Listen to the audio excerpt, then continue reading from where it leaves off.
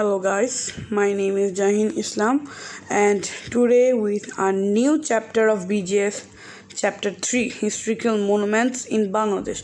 So from the name of this chapter we are getting that this chapter is about all the monuments of Bangladesh which carries the history of our past. So as you know my system of reading, first I will read the pages and then I will make you understand. So let's start reading. Number 1. Mahastangor and Wari Bareshwar. Bangladesh has many significant historical sites. They help us learn about important cultures in our past. Mahastangor.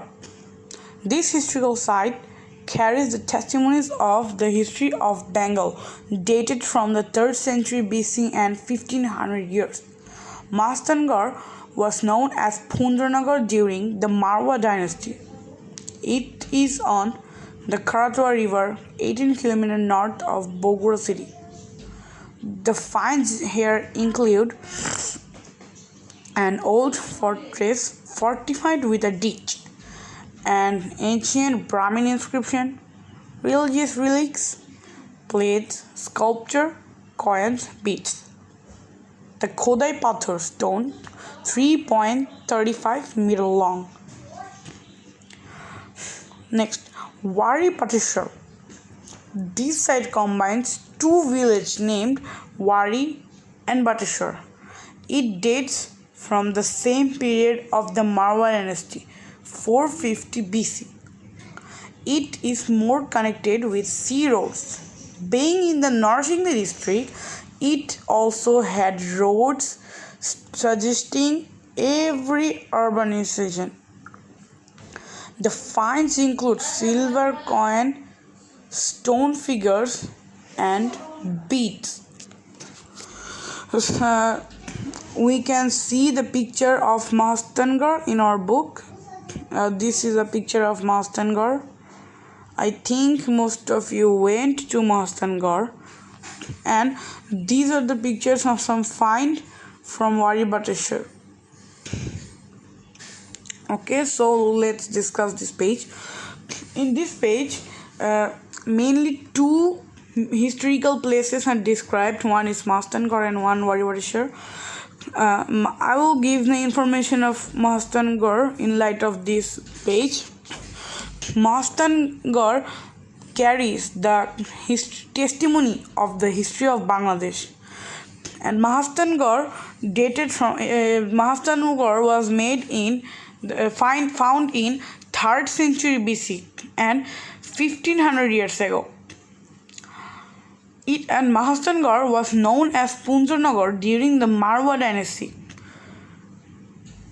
This historical place, Mahastangor, is situated in the Karatwa River, and the river is 18 km north of Bogura city. As you know, a historical monument has lots of historical things. Some of these things are an old fortress fortified with a ditch, an ancient Brahmin inscription, religious relics, plates, sculpture, and coins and beads. The Khodai Pathar stone, 3.35 meter long. You can see the Khodai Pathar stone in the next page. Here, this is the Khodai Pathar stone. You can see a Buddha standing, and it's carved on a stone. And another place here is which is given here is Wari Bateshwar. Wari Bateshwar combines two villages. Wari and Bateshwar are two villages. The names are Wari and Bateshwar. Together they are Wari Bateshwar. It was found in the same period of Marwa dynasty, 450 BC. It means when Mahastangor was found, in the same time the Wari Bateshwar was also found. It's also in the 450 BC. It is connected with sea, all the sea roads, being in the Narsingi district. As Wari Bateshwar is in Narsingi district, as you know, so it's connected with sea roads. It also had many roads suggesting early urbanization.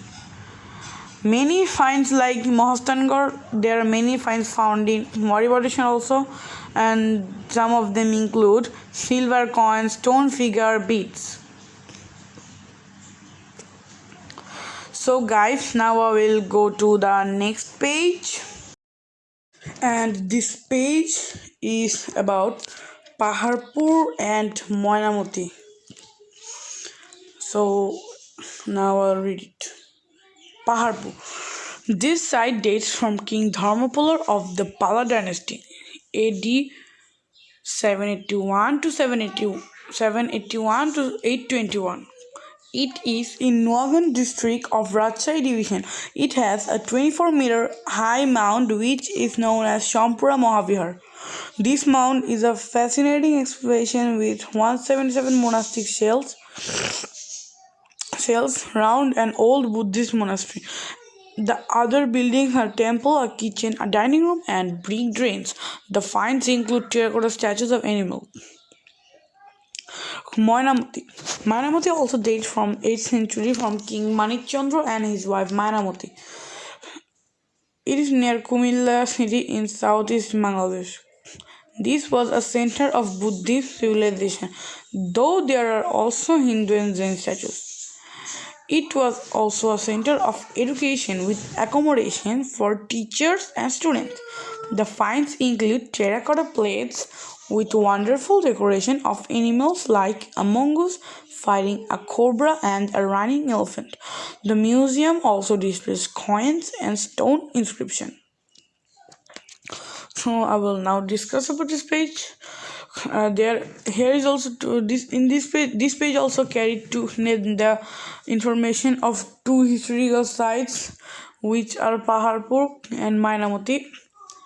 Okay, now let's tell something about those about in light of this page. Paharpur was found during the time of the rule of King Dharmapala of the Pala dynasty. The Dharmapala ruled 781 to 821. Paharpur is situated in Nagun district. It's of Rajshahi division. It has a 24-meter very high mound, and this mound is known as Shampura Mahavihar. This mound is a fascinating excavation with 177 monastic cells. The 24-meter high mound, which is Shampura Mahavihar, it is a fascinating excavation. It means it has lots of small houses with 177 rooms or monastic cells round an old Buddhist monastery. The other building of this Mahastangar are temples, a kitchen, a dining room, and brick drain. Like the previous page, like the previous places, historical places, Paharpur also includes some what do I say? It also carries some very historical things. These finds include the terracotta statues of animals. Now, Moinamoti. Moinamoti was also found when Paharpur was found. In the 8th century. The name Moinamoti came from King Manikchandra's wife, Moinamoti. Moinamoti is near Kumilla in southeast Bangladesh. Moinamoti was a center of Buddhist civilization, but there were also Hindu and Jain statues. It is also a place of education with accommodation for teachers and students. The teachers and students here would be educated. The student here was educated with lots of much accommodation, and like every historical places, this place also has some historical things. They include terracotta plates with wonderful decorations of animals. So the decoration include mongoose fighting a cobra and a running elephant. There's a museum in Mainamoti. This displays coins and stones inscription. Now I will go to the third lesson, which is the lesson which we will know about Sonargaon and Lalbagh Fort. Okay, let's read. This site dates from the 17th century. Sonargaon. Sonargaon is located southeast of Dhaka in Narayanganj district on the Meghna River. This area was the old capital of the Muslim sultans of Bengal. There are still various tombs there, including the tomb of Ghiyasuddin Azam Shah. After Musa Khan, son of Isa Khan, was defeated in the battle in 1610, the capital moved from Sonargaon to Dhaka. Palam city was built nearby in the 19th century as a Hindu business center for trading cotton. To retain the glory of Sonargaon, the renowned artist Jainul Abidin established a folklore museum in 1975. The folk museum is the main attraction for the tourists in Bangladesh. Lalbagh Fort. This was built slightly later in 1678 and this is to southwest of Dhaka on the Buriganga river. It was built entirely by brick by Prince Muhammad Azam Shah, the son of Emperor Aurangzeb, but he never completed it. So the Mughals camped in tents in the open space at the center. The building also had secret tunnels to the south and three domed mosques, all of which are now a museum site. So from this now let's discuss about this page. These both sites, Sonargaon and Lalbagh Fort, the both sites are dated from found in 17th century. Sonargaon. Sonargaon is located in the southeast of Dhaka. It's in Narayanganj district. And Sonargaon is on the Meghna River. The area of Sonargaon, before building Sonargaon, this place was old capital of the Muslim sultans of Bengal. There are also various tombs of them, such as the tomb of Ghiyasuddin Azam Shah. After the son of Isa Khan, Musa Khan, was defeated in battle in 1610, the capital moved from Sonargaon to Dhaka. And Panam city was built nearby in 19th century as a Hindu business center. Here the Hindu made a business center for trading the cotton. To keep the glory of Sonargaon, the renowned artist Jainul Abidin established a museum which is named as Folklore Museum in 1975. I think all of you have heard of Jainul Abidin. He was a very renowned artist. And so he built a folklore museum in 1975 so that the glory of Sonargaon retains. And the folklore museum is now the main attraction for tourists in Bangladesh. For this museum, the most of Bengali tourists come and visit Sonargaon. And Lalbagh Fort. Lalbagh Fort was built very later after Sonargaon. It was built in 1678 and it is to the southwest of Dhaka on the Buriganga river. It was built by brick and Prince Muhammad Azam Shah built it. He was the son of Emperor Aurangzeb. He never completed it. He could not complete it. So the Mughals camped in tents at open space. This building also have lots of things, historical things, such as it had secret tunnels to the south. It had a three-domed mosque, all of which are now a museum site. And now all of the sites of Lalbagh Fort are used as museum. And now I'll go to the next lesson, which is lesson number 4, and it's our last lesson. This whole page is about Asan Manzil. So time to read it. Beside the Buriganga, Asan Manzil, the palace of the Nobs of Bengal was built. Jamindar Sheikh Inayullah of Jamalpur, Paragana built the palace during Mughal period. In 18th century, his son Sheikh Motiullah sold this palace to the French businessman for using the palace as a business center. In 1830, Khaja Alimullah bought the palace from the French and used it as a palace.